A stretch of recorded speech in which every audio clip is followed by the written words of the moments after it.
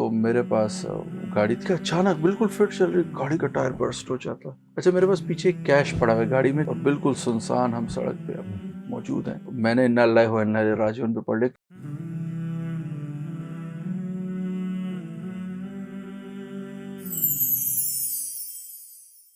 السلام علیکم ورحمۃ اللہ. وعلیکم السلام ورحمۃ اللہ. اسامہ بھائی، آج کے سیشن میں ہم بات کر رہے ہیں صبر پہ.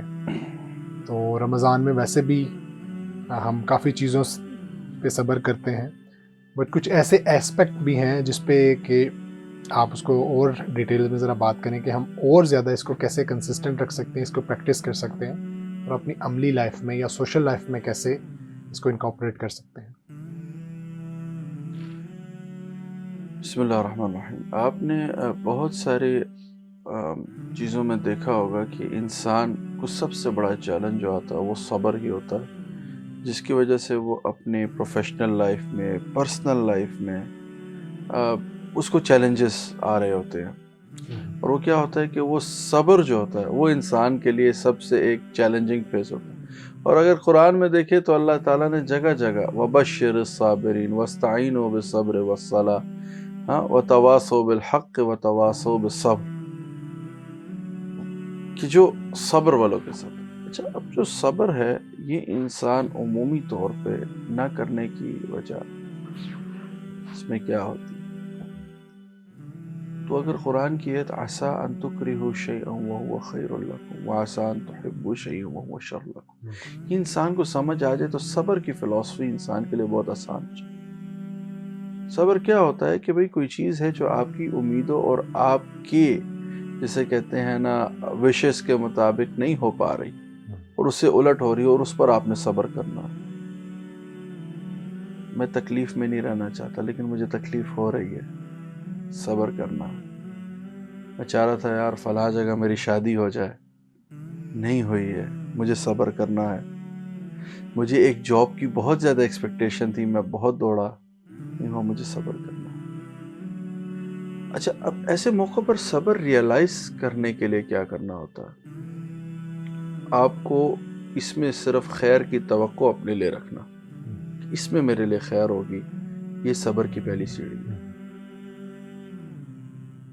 اب رمضان میں جیسے آپ نے کہا نہ کر کے بھی آپ کو کھانا نہیں کھا، ایک حلال چیز ہے، آپ کو روک دیا گیا ہے. اچھا، انسان کی دو لذت ہے رمضان میں جو اس پر حلال ہے، ایک جسے کہتے ہیں پارٹنرز ریلیشن شپ اور ایک کھانا بھی. یہ مسلمان کی دو ایسی حلال عیاشیاں ہیں، ٹھیک ہے، جو اس کو خوب حاصل ہے، خوب سیرو کھائے، ٹھیک ہے. اور جسے کہتے ہیں نا اپنی بیوی کے ساتھ جو اس کا تعلق ہے، جو اپنے شوہر کے ساتھ تعلق، اس پر اجر بھی ہے. یہ دونوں اس پر باندھنا ہے اور وہ صبر کر. لیکن یہ ایک ٹینچیبل سی چیز ہے جس کے لیے وہ مینٹلی پریپیئر ہوتا ہے کہ شاید ایک مہینے بعد یہ حالات ختم ہو جائیں گے. اگر سوچیں کہہ دیا جائے کہ پورے سال تک آپ نہیں کر سکتے، انسان کتنا بے صبر ہو جائے. مطلب ایک فرسٹریشن آپ کے اندر ہے. لیکن انسان نے سوچ کے کہ یار یہ 30 دن بعد یہ سختیاں ختم ہو جائیں گی، یہ پابندی ختم ہو جائے گی، تو اس 30 دن کے اسی طرح انسان اگر ایک کہ خیر ہے اس کے بعد کچھ اچھا ملے گا تو وہ صبر کرنا اس کے لیے آسان ہو جاتا. اس معاملے میں میرے لیے خیر ہوگی، اتنا سوچ لینا، یہ اس کے صبر کا جسے کہتے ہیں نا سفر کرنا آسان ہو جاتا ہے اس کے. عمومی جسے کہتے ہیں ہمارے ہاں خواہشات اور اتنی زیادہ ہوتی ہیں، امنگیں اتنی زیادہ، اور آپ نے دیکھا فرسٹریشن اتنی بڑھ گئی ہے. اب تو سوسائڈ کرتے ہوئے بھی مطلب اتنے پینک ہو جاتے ہیں، ایگریشن اتنا بڑھ گیا کہ بس اگر یہ نہیں ہوا بس بندہ جو ہے نا کوئی ایک ہارمفل ایکٹ کی طرف خود کو لے جاتا ہے، انڈیزائربل ہیبٹس میں اسموکنگ کی طرف چلا جائے گا، ڈرگس کی طرف چلا جائے گا.